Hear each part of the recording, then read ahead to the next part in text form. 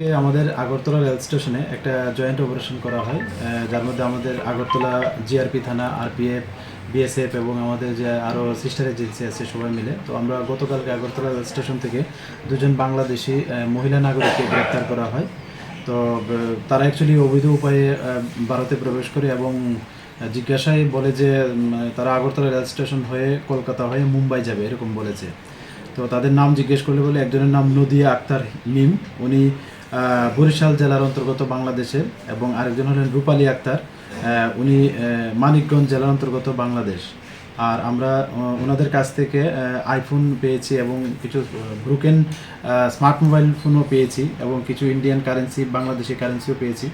তো আমরা গতকালকে ওনাদের এগেনস্টে আমাদের আগরতলা জিআরপি থানাতে একটা মামলা নেই, যার মধ্যে নতুন বিএনএস অ্যাক্ট, আইপিপি অ্যাক্ট এবং ফরেনার অ্যাক্ট আছে। তো আজকে আমরা ওনাদের মহামান্য আদালতে প্রেরণ করছি এবং আমরা দেখছি এবং এখনও ইন্টারোগেশন চলছে যে তাদের এই আসা যাওয়াতে কে বা কাহারা সহযোগিতা করছে বা করছেন।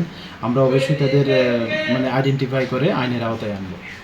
তারা কোথায় থেকে মানে কোথায় কোন দিকে তারা ভারতে উঠেছে? তারা তো দুই জায়গার নাম বলেছে, কিন্তু আমি তদন্তের স্বার্থে এখন এটা আমি বলতে পারছি না। কাদের সাহায্যে উঠছে কিছু পাওয়া গেছে তদন্তে?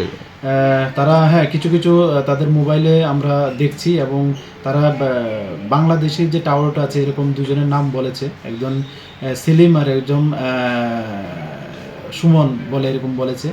তো আমরা ইন্ডিয়ার দিকে কে আছে আমরা দেখছি, আমরা অবশ্যই মানে তাদের রেস ধরে তাদের মানে আইনের আওতায় আনবো।